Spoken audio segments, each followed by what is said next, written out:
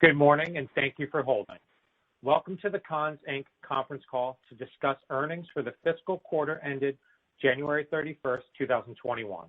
My name is Daryl, and I will be your operator today. During the presentation, all participants will be in a listen-only mode. After the speaker's remarks, you will be invited to participate in the question and answer session. As a reminder, this conference call is being recorded. The company's earnings release dated March 31st, 2021 was distributed before market open this morning and could be accessed via the company's investor relations website at ir.conns.com. During today's call, management will discuss, among other financial performance measures, adjusted net income and adjusted earnings per diluted share. Please refer to the company's earnings release that was issued today for a reconciliation of these non-GAAP measures to their most comparable GAAP measures. I must remind you that some of the statements made in this call are forward-looking statements within the meaning of federal securities laws. These forward-looking statements represent the company's present expectations or beliefs concerning future events. The company cautions that such statements are necessarily based on certain assumptions, which are subject to risks and uncertainties, which could cause actual results to differ materially from those indicated today. Your speakers today are Norm Miller, the company's CEO, and George Bchara, the company's CFO. I would now like to turn the conference call over to Mr. Miller. Please go ahead, sir. Good morning, and welcome to Conn's fourth quarter fiscal year 2021 earnings conference call. Over the past 12 months, we took decisive actions focused on supporting our associates, customers, and communities while de-risking our business, enhancing our balance sheet, and expanding our digital and e-commerce capabilities. These actions, combined with the resiliency of our business model and the dedication of our associates, directly contributed to our ability to successfully navigate the COVID-19 pandemic. We have emerged from the pandemic stronger, more efficient, and better positioned to compete in a rapidly changing market, and this year is off to a strong start. We believe we are at a turning point in our growth strategy as we continue to leverage our market-leading in-house and third-party credit offerings, increase digital and e-commerce investments, expand our brick-and-mortar footprint, and enhance our merchandising and marketing strategies. Before I go into more detail about our strategic initiatives, I wanted to provide several fourth quarter and fiscal year highlights. We ended fiscal year 2021 in a strong financial and operating position, and positive trends accelerated during the quarter. Fourth quarter GAAP earnings increased approximately 400% to 85 cents per diluted share, primarily due to a lower provision for bad debts as our credit performance continued to improve, as well as a tax benefit related to the CARES Act. Customer accounts 60-plus days past due at January 31st, 2021, declined by 24% from the prior fiscal year. Re-age customer accounts declined by 33%, and the weighted average monthly payment rate increased by approximately 10% for the year ending January 31st, 2021. Improving credit trends reflect the intended outcome of the previously discussed de-risking efforts we implemented last year in response to the COVID-19 crisis, which also prudently reduced retail sales financed through our in-house credit offering. These actions also had positive impact on our balance sheet and capital position.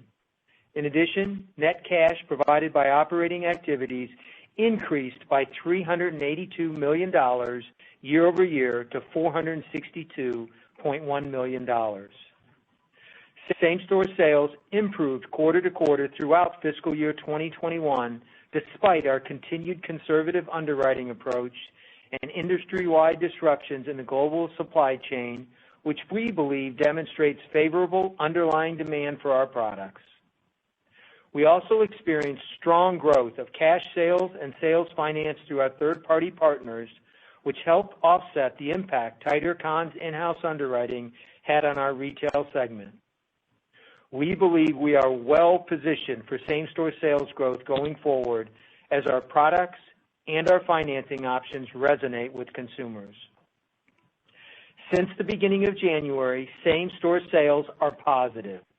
In addition, as of today's call, same-store sales are up over 3% through the first 2 months of the quarter, reflecting strong underlying consumer demand and the successful implementation of our growth initiatives, despite our continued conservative credit strategy.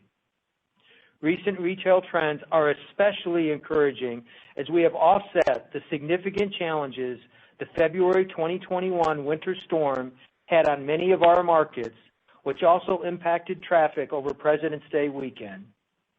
To put this historic storm into context, we lost over 170 store selling days compared to approximately 100 lost store selling days for Hurricane Harvey in 2017.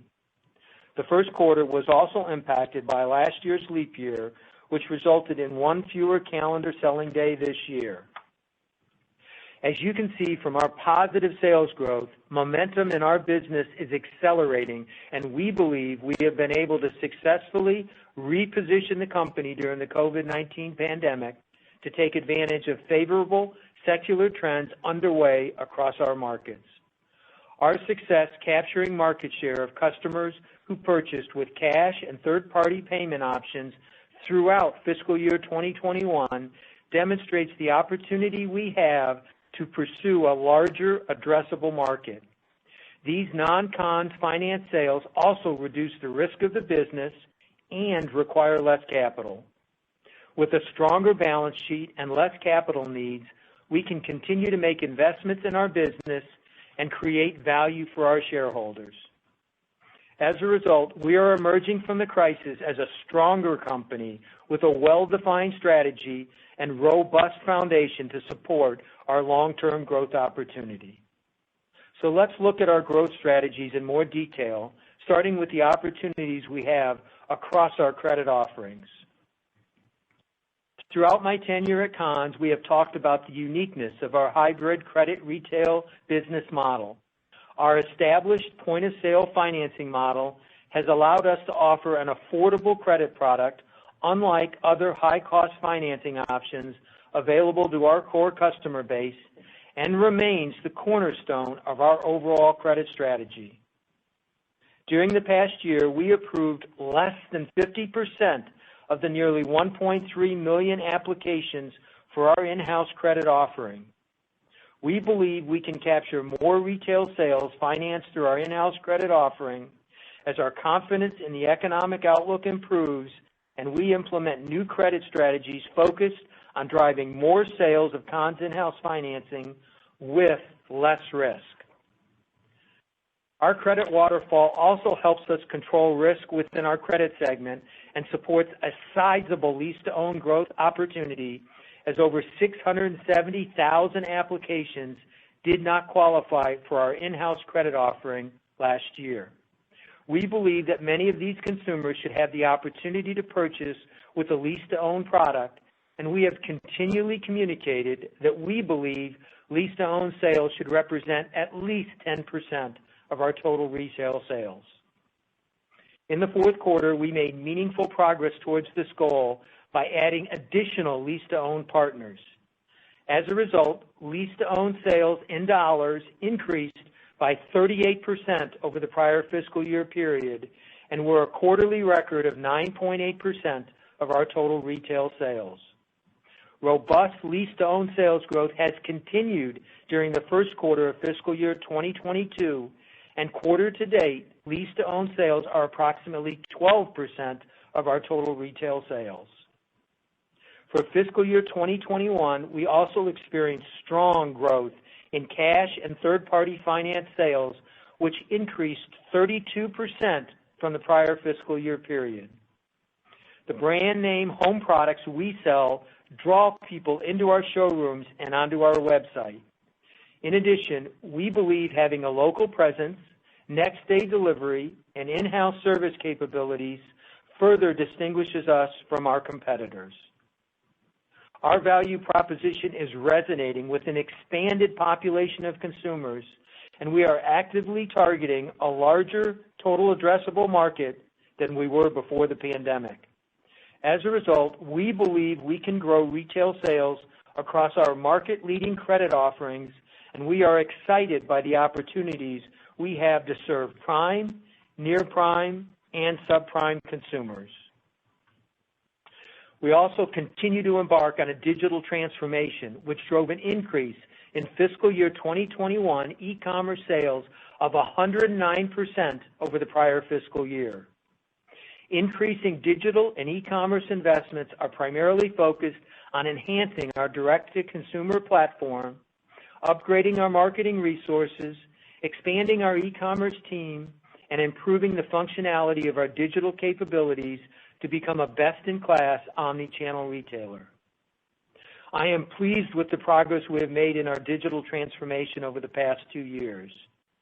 As you may recall, in fiscal year 2019, we launched features that allowed customers to transact online with Conn's in-house financing for the first time.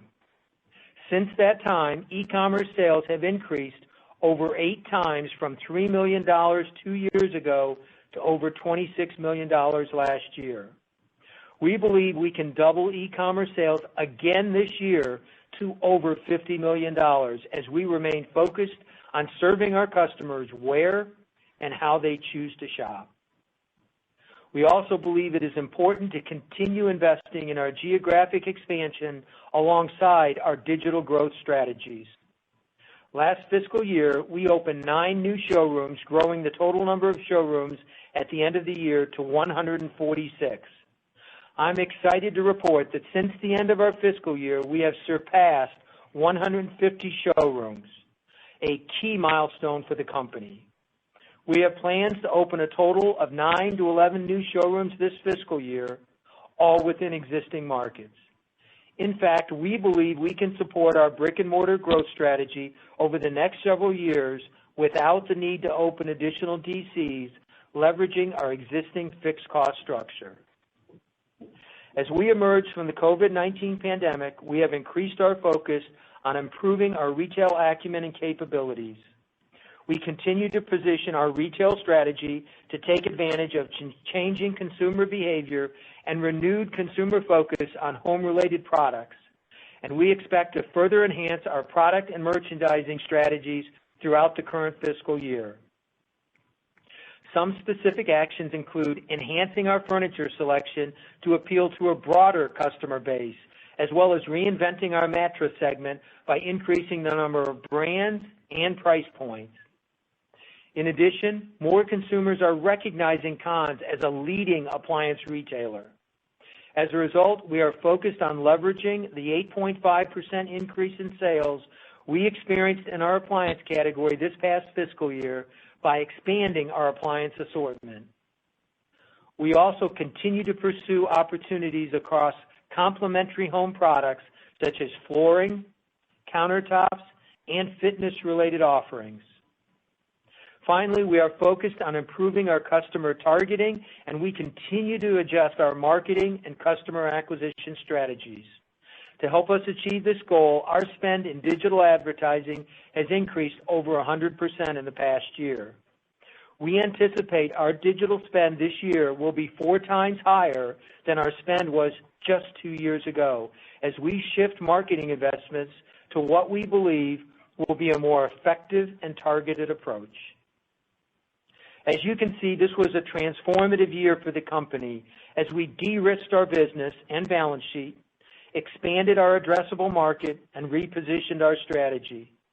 We have reached an inflection point in our evolution, and positive momentum is accelerating across our business. I am extremely excited by our growth plans and believe we have a compelling opportunity to create significant value for our shareholders. Finally, our success is only made possible because of the amazing dedication and commitment of our associates. On behalf of the entire leadership team, thank you for your continued hard work and service. Now, let me turn the call over to George to review our financial performance. Thanks, Norm. I want to start by highlighting the positive transformation we have made to our balance sheet, including deleveraging the business and repositioning our capital structure over the past year. The business generated $462.1 million in operating cash flow in fiscal year 2021, which was a $382 million increase from the prior fiscal year. This increase was a result of the significant year-over-year growth in cash and third-party finance sales, strong cash collections on our customer portfolio, and less originations as a result of our tighter underwriting. We have used this increase in operating cash flow primarily to pay down debt. We ended fiscal year 2021 with $549.3 million in net debt, compared to $945.3 million at the end of the prior fiscal year. More importantly, net debt as a percent of the ending portfolio balance declined from approximately 59% at the end of fiscal year 2020 to approximately 45% at the end of fiscal year 2021, representing the lowest level in 7 years. Since the end of our fiscal year, we have completed several actions that have further strengthened our balance sheet. In February, we completed the sale of our Class C Series 2020A asset-backed notes for a principal amount of $62.9 million at a 4.2% fixed rate, representing the best coupon on a Class C note we have ever achieved since re-entering the ABS market nearly 6 years ago. In March, we amended our ABL facility, which extended the maturity to March of 2025, increased the advance rate, and provided additional flexibility to manage the business. We also called the remaining $141.2 million balance of our senior notes that were due in July of 2022 using existing sources of liquidity, and we expect to complete this transaction during the first quarter. As you can see, we have transformed our balance sheet, strengthened our capital position, and extended our debt maturities. This provides us with flexibility to invest in our business, support our growth strategies, and pursue additional opportunities that create long-term shareholder value. Moving to our financial results, on a consolidated basis, revenues were $367.8 million for the fourth quarter, representing a 10.9% decline from the same period last fiscal year. We reported GAAP net income of 85 cents per diluted share for the fourth quarter, compared to 17 cents per diluted share for the same period last fiscal year. On a non-GAAP basis, adjusting for certain charges and credits, we reported net income of 91 cents per diluted share for the fourth quarter, compared to 20 cents per diluted share for the same period last fiscal year. Reconciliations of GAAP to non-GAAP financial measures are available in our fourth quarter earnings press release that was issued this morning. Consolidated SG&A expenses for the fourth quarter were $128.3 million, a $3.7 million decline from the prior year period. For fiscal year 2021, consolidated SG&A expenses declined $24.3 million from the prior fiscal year period, even with the addition of 9 new showrooms. While we remain focused on cost controls, we expect SG&A expense in the first quarter and full year to increase year over year as we accelerate investments in our digital and e-commerce growth initiatives, continue to invest in new stores, and lap certain expense reductions we made in response to the COVID-19 crisis. Looking at our retail segment in more detail, total retail revenues for the fourth quarter were $294.7 million, a 6.5% decline from the same period last fiscal year. The decrease in retail revenue was primarily driven by a decrease in same-store sales of 10.1% and lower RSA commissions and retrospective income, partially offset by new store growth. While same-store sales declined primarily due to tighter underwriting, sales of cash and third-party credit transactions increased by 35% during the fourth quarter. We are encouraged by the sales momentum we are experiencing so far this year, especially as we have overcome store closures due to the winter storm, the loss of 1 calendar selling day due to a leap year occurring last year, and industry-wide supply chain issues. We expect same-store sales to remain positive this fiscal year as we pursue opportunities across our entire credit waterfall and execute on our growth strategies, despite potential supply chain challenges continuing throughout the current fiscal year. Retail gross margin for the fourth quarter was 37.4%, a decrease of 290 basis points from the same period last fiscal year. As expected, a decline in RSA commissions and retrospective income as a result of lower sales of Conn's in-house financing were the primary drivers of the year-over-year decline in retail gross margin. We expect continued pressure on our retail gross margin on a year-over-year basis throughout the current fiscal year. Retail segment operating income was $12.7 million compared to $35.7 million for the same period last fiscal year, primarily due to lower retail sales and lower retail gross margin. Turning to our credit segment, finance charges and other revenues were $73.1 million during the fourth quarter. The 25.2% decline from the same period last fiscal year was primarily due to a 20.6% reduction in the average balance of the customer receivable portfolio, lower insurance commissions due to a decline in the balance of sale of our in-house credit financing, and a decline in insurance retrospective income. For the current fiscal year, we expect finance charges and other revenue will be down on a year-over-year basis, primarily due to a lower balance of customer receivables. Our provision for bad debts continues to benefit from a decline in the allowance for bad debts as a result of a shrinking portfolio balance, which was magnified by higher reserve percentages under CECL. In addition, during the fourth quarter, the allowance for bad debts declined due to a reduction in forecasted unemployment rates. As a result, our fourth quarter provision for bad debts was $25.1 million compared to $69.3 million for the same period last year. We expect our provision to be down year over year throughout the current year, primarily due to a lower balance of customer receivables, improvements in our credit quality, and an encouraging economic outlook. Our credit spread for the fourth quarter was 7.2% compared to 7.9% for the same period last fiscal year, and 6.4% at the end of the third quarter. Credit segment income before taxes improved to $4.4 million compared to a loss before taxes of $28.6 million for the same period last fiscal year. The year-over-year improvement was driven by a decline in the provision for bad debts, which reflects a stronger cash collections rate, newer, higher quality originations, and the reduction in the portfolio balance as a result of higher cash and third-party sales. Finally, during the fourth quarter, we recognized a discrete tax benefit as a result of tax planning in connection with the CARES Act, which impacted the provision for income taxes by $12.4 million and benefited earnings by 42 cents per diluted share. As you can see, we have successfully navigated the COVID-19 crisis by de-risking our business, strengthening our balance sheet, expanding our addressable market, and repositioning our strategy. We are emerging from the pandemic as a stronger company, and I'm excited by our growth prospects and the direction we are headed. On behalf of the entire leadership team, I want to thank our associates for your continued hard work, service, and dedication.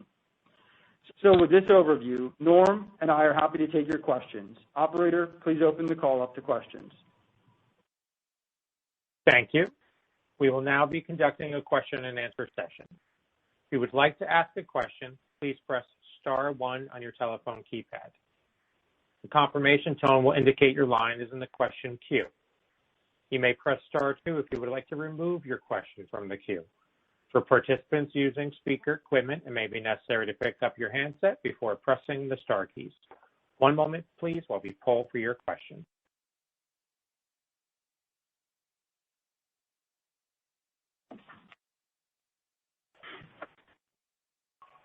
Our first questions come from the line of Brian Nagel with Oppenheimer. Please proceed with your question. Good morning, guys. Good morning, Brian. My question. Congratulations on a really nice job managing a tough year. Thanks.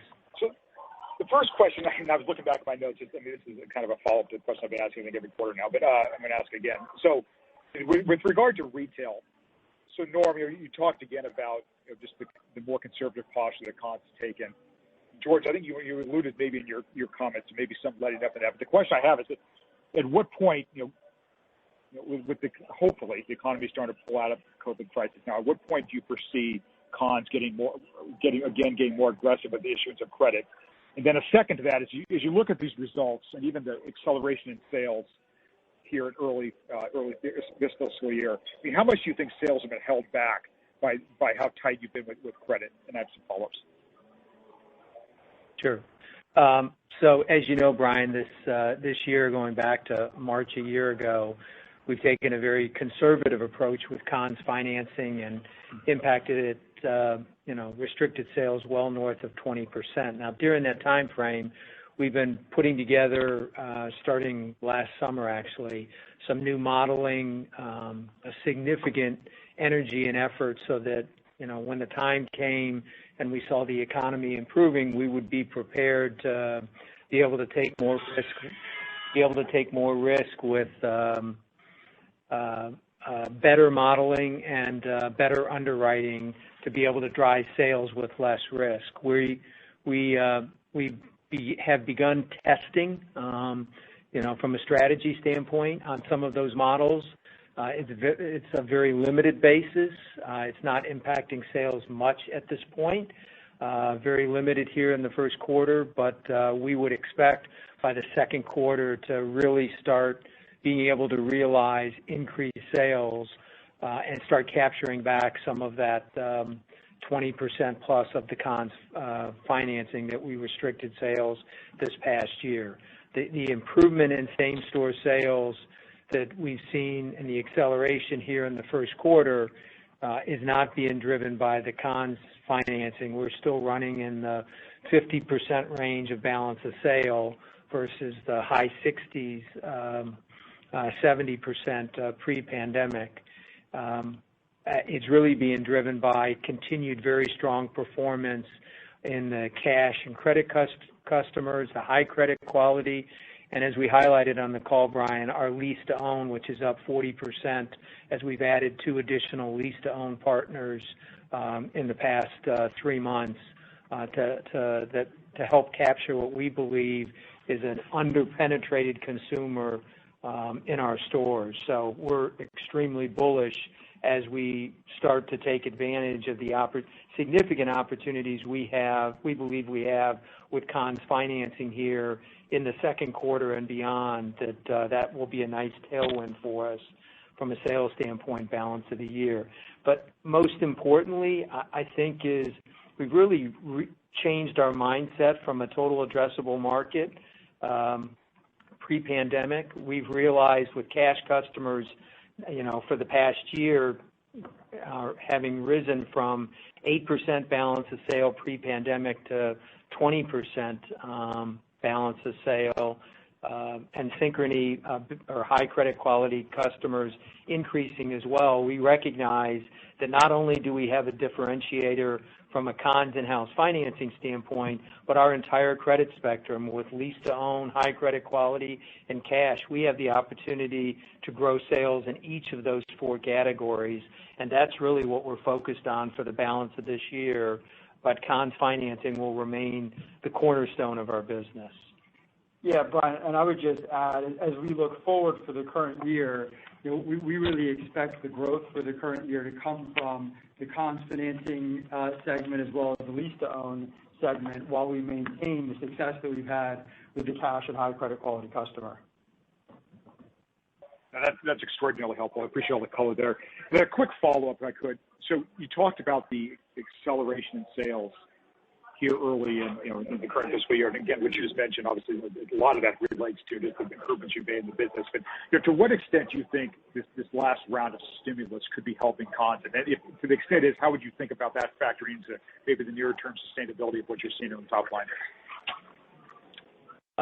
It's had a limited effect, to this point, because from the stimulus, it's only impacted the last 10 days or so of 12 days of March, and that February, we had strong performance in February. There was some stimulus impact in January.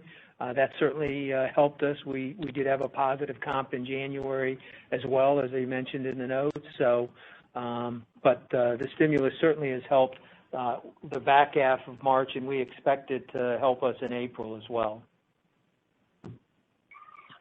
Great. Thank you very much. Again, congratulations. Best of luck here into the new year. Thanks, Brian. Thank you. Our next questions come from the line of Kyle Joseph with Jefferies. Please proceed with your questions. Hey, good morning, guys. Congratulations on navigating a challenging year. Just hoping to get just a follow-up in terms of the cadence of same-store sales. You talked about positive in January and positive quarter to date. Can you just give us a sense for, how same-store sales compared in February versus March? I do recognize the storm activity was in February. That's a leap year comp and also stimulus in March. But I'm just trying to get a sense for, we really started lapping the underwriting changes you guys undertook in calendar year 2020 and just want to see what comps look like in March. Yeah, so that actually we combined it because there was written volume in February as the storm, after the storm that it recovered, and frankly the underwriting changes we took, we didn't implement until a week ago at the very end of March. So there's really no underwriting, very limited underwriting, a few days actually, a week in March that impacted from last year from same-store sales standpoint. Got it. And then good growth in lease to own. Sounds like you've added some new partners there. Obviously 10% has been kind of the target. It sounds like it's above that quarter to date. With the additional partners, what sort of number do you think is appropriate there? Yeah, we've been talking about 10% target for a while now, and have always believed that that was kind of the minimum threshold from a balance of sales standpoint. What I would say is, and as I mentioned in the call, we're at 12% balance of sale quarter to date, or approximately. Our focus is really not on a balance of sale, because as this year unfolds and we see Conn's financing being able to capture more sales, we don't want lease-to-own sales at the expense of Conn's financing, or we don't want Conn's financing at the expense of the other credit segments. So we're really focused on, instead of a target from a balance of sales standpoint, the lease-to-own sales are up 40%, as we mentioned in the call. And that's really what we're focusing on, is total dollar growth. We don't want to shift within the segments of the pie. We believe we have the opportunity from an addressable market standpoint to grow all the segments of the pie, and that's really what we're more focused on as opposed to some arbitrary balance of sale number. Got it. And then one last one from me for George. Obviously there were a lot of moving parts with the allowance last year with CECL and the pandemic. But, longer term, if we were in kind of a more steady state economic environment, can you give us a sense for where you picture the allowance trending over time? Sure. So I would certainly say that for the current year, Kyle, we would expect the allowance, both dollars and percent, to come down. And that's going to be driven by a few factors. The first is the fact that our expectation for the year is that the portfolio will continue to improve in terms of 60-day plus balances, balance of re-aged accounts, and so forth. And that is one of the contributing factors to a decline in the allowance. The other factor that I would point to here as you look at the allowance for the current year is the economic component. And as we continue to move through this cycle with improving unemployment rate forecast, that will have or could have a positive benefit on the allowance for loan loss balance. And so both of those factors, both the portfolio and the economic factor, will be, our expectation is that those will be drivers of the reduction in the allowance balance for the current year. Very helpful. Thanks for answering my questions. Thanks, Kyle. Thank you. Our next questions come from the line of Brad Thomas with KeyBanc Capital Markets. Please proceed with your questions. Hi, thanks, guys, and let me add my congratulations on your execution in 2020. I just wanted to follow up on the last question about how you're thinking about losses and provisions, and I'm curious how you view some of the uniqueness of this recession that we've gone through. It's been sort of the unrecession where you've seen payment rates be better than usual. And of course, there's been, a tremendous amount of stimulus. So I'm curious, as you think about us lapping that, how you factor that into your expectation for losses. Sure.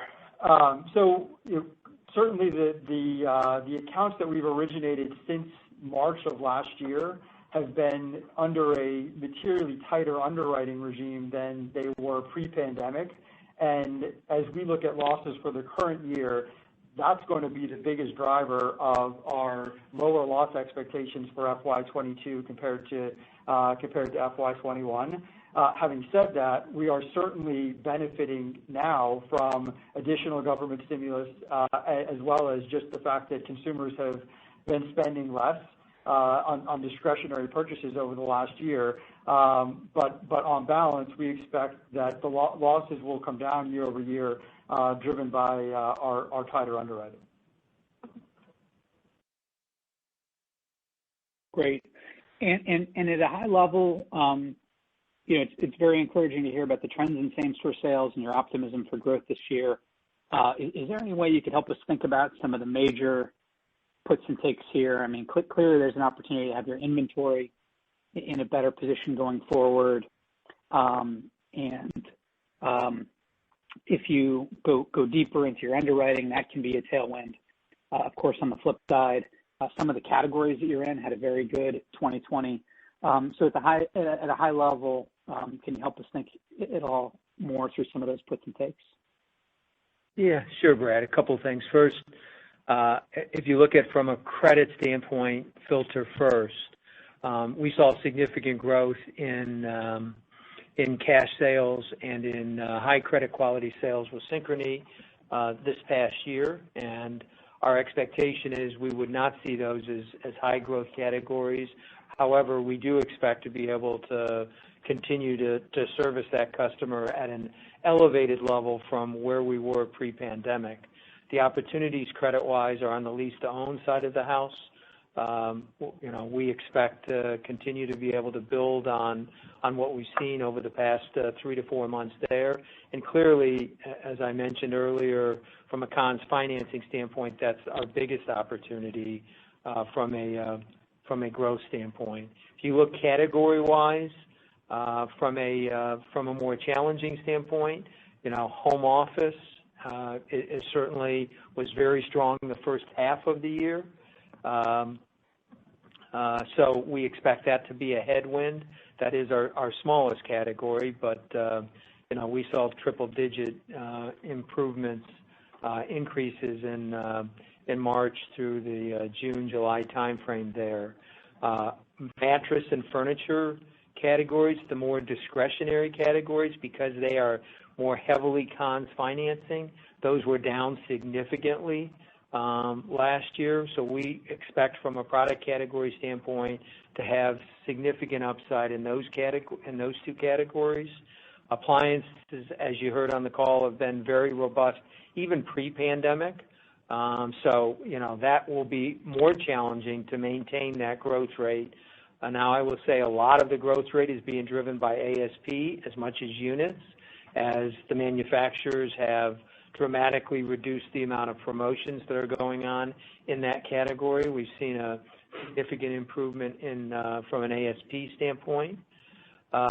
We, as I mentioned on the call, we're expanding our appliance assortment in a number of areas as well, because that category has resonated so well with our consumers. So we believe that that's going to provide us some additional tailwind there to help mitigate the overall pressure that may exist in that category the back half of the year.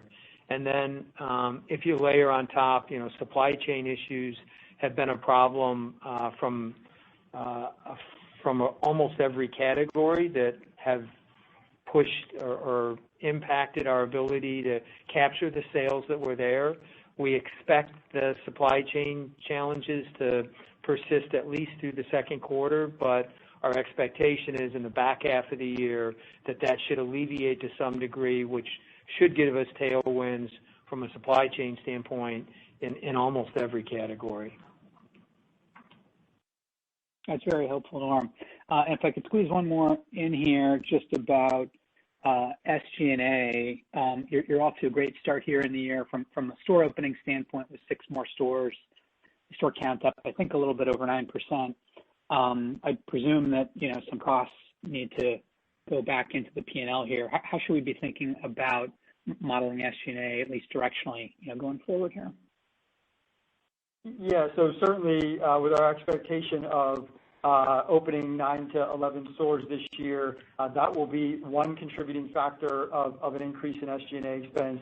But the other factor that I would point to here is that we continue to make investments in technology and e-commerce, and that's going to drive an increase in SG&A expense compared to last year. Also recall that starting now last year, we made some significant cuts to expenses that were reflected in our P&L for most of the year last year.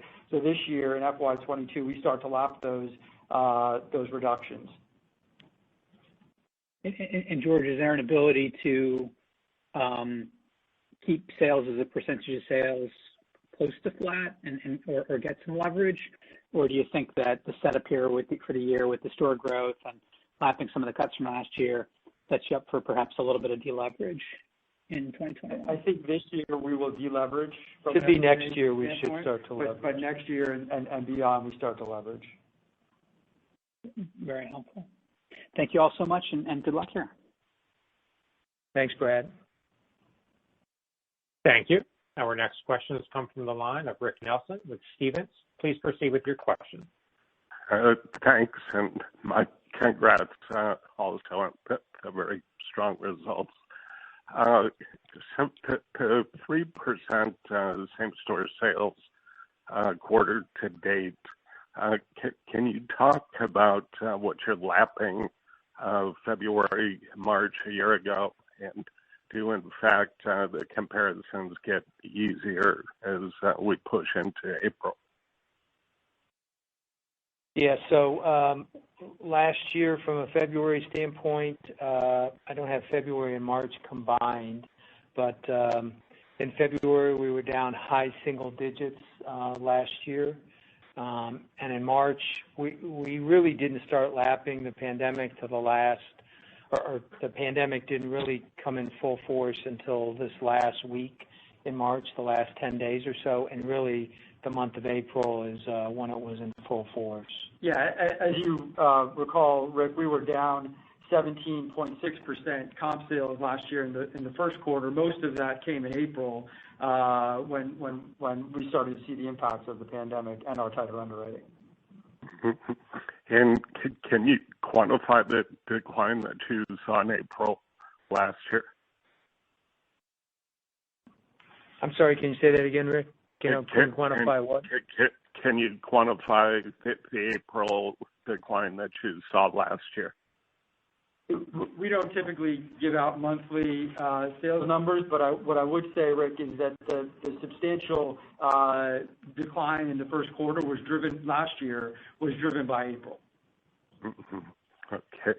And curious about the test also, easier underwriting standards, if you could, provide some color around that, the results of those tests and maybe what it could potentially mean for same-store sales. I know you're fully lapping now the tighter underwriting, but in fact, if you more broadly roll out these easier standards, what that could mean for comps. Yeah, so the modeling, the testing is that we're doing now is really, validating and confirming the estimates that we have from the modeling that we're doing. So it's too early to project what that will actually contribute from a sales standpoint. But what I would say is we're very focused. We recognize that we've taken out 20% of Conn's financing, even though we continue, from an approval standpoint and a usage standpoint. And that's both in declines in number of customers and credit limits as well. And we believe we have the opportunity to capture back a material amount of those sales and going forward into the future, and do that with less risk. And in part why the lease-to-own partner is so important is that, and growing that business is it works hand in hand with our Conn's financing, because where we're able to work closely with that partner and drive those sales, it gives us opportunity, take more risk with the higher credit quality customer, knowing that we can capture that business on the lower credit quality with the lease-to-own partner. So what I would say is, in the second quarter of this year and beyond, we believe we have a material opportunity to drive sales from a Conn's financing standpoint. Again, not at the expense of balance of sale of the other categories, while we still see lease-to-own sales growing materially year over year and maintaining, our high level of cash and high credit quality customers that we've been able to address during the pandemic as well. Yeah, just to follow up on that, any thoughts on where the Conn's credit proportion would go? It was 52% of sales this past year. No, it's a good question. Trust me, we've had a lot of dialogue internally about that. And what I would tell you, Rick, is we're focused less on the balance of sale. We're seeing that more as an outcome as opposed to a target. What we're looking for is we want Conn's sales overall to grow. But again, I don't want to get 65% of Conn's financing at the expense of taking it from, not growing the cash customers, not growing the lease to own. It's about growing total dollar sales from an overall addressable market standpoint across the credit spectrum. What I will say is, although I'm not putting limits of, it needs to be a certain percentage or a certain level, we think, it's going to be, ultimately will probably end up being in the high 50s, low 60s, probably not back to the level that it was, but the overall dollars will be greater, even though the balance of sale will be less because of the growth in the other categories. But and what I would say is, we highlighted with what has transformed from a balance sheet standpoint over the past year, by having, aggressive growth in the other categories, lease to own, high credit quality, we de-risk the portfolio by having a bit smaller overall as a percentage of the business, Conn's portfolio. It also generates a lot of cash, as you've seen over the past 12 months, to be able to basically pay down, our high yield notes, and do it just from the cash we generate from the business, is pretty remarkable. And to have our debt as a percent of revenue lower than it's been in 7 years, the balance sheet, I would argue, is stronger than it's been any time since the company's been public, frankly, certainly in the 6 years that I've been here. So, this transformation of the business of being able to have Conn's financing as our cornerstone, but a little bit smaller part of the business from an overall sales standpoint and growing those other segments have real advantages from a cash flow and a balance sheet standpoint and a risk standpoint as well, in the future of the unknown of what happens with the portfolio in a macroeconomic recession or an issue if there's a recession in the future. Yeah, and Rick, I would just add that the key theme for us coming out of the pandemic is that our value proposition really resonates with customers that we don't necessarily need to finance ourselves. And so as we think about the business strategically going forward, we expect to see a more balanced mix of financing types across our revenue. With Conn's financing still being at least half of our business. Thanks a lot, and good luck. Thank you. Our next questions come from the line of Bill Ryan with Compass Point. Please proceed with your question. Thanks, and good morning. A couple of questions. One, you talked about your cash position really building up. You're sort of delevering the balance sheet. Everything looks really good. Is there any thought down the line, I know you did it a couple of years ago, but about some potential capital return coming in the future, given the cash position and the outlook that you're talking about? And then the second thing, just in reference to a question that you answered a little bit earlier, it sounded like you may have done a little bit more of a rollout of some of the new underwriting models in very late March. Just wanted to get some clarity on that if you did. Thanks. Sure, yeah. So in terms of the balance sheet, as Norm mentioned, our balance sheet is in a better position than it has been in a long time, and that gives us a lot of flexibility.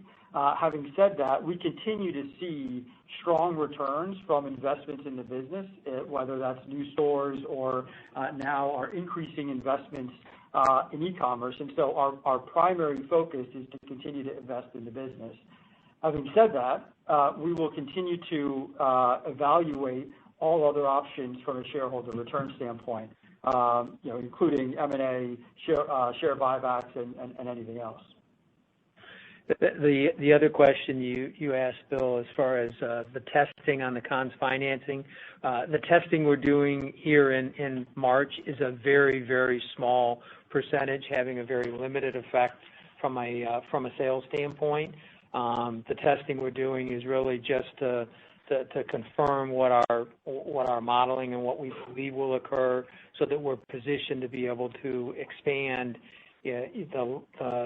later in April and most predominantly in the second quarter, the Conn's financing to start taking back some of the opportunities that we were tighter on last year. But it has had a very limited impact, very, very limited impact from a sales standpoint here in the first quarter. Okay, thank you. Thank you. There are no further questions at this time. I would like to turn the call back over to Norm Miller for any closing remarks.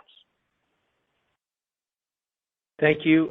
First, I want to, again, send out a note of appreciation to our 4,400 associates across the company for their hard work, not only this past quarter, but throughout this very challenging year. Our success in navigating the pandemic would not have happened without their hard work. And we also appreciate your interest in the company, and we look forward to talking with you in a couple months with our first quarter results. Have a great day. Thank you for your participation. This does conclude today's teleconference. You may disconnect your lines at this time. Have a great day.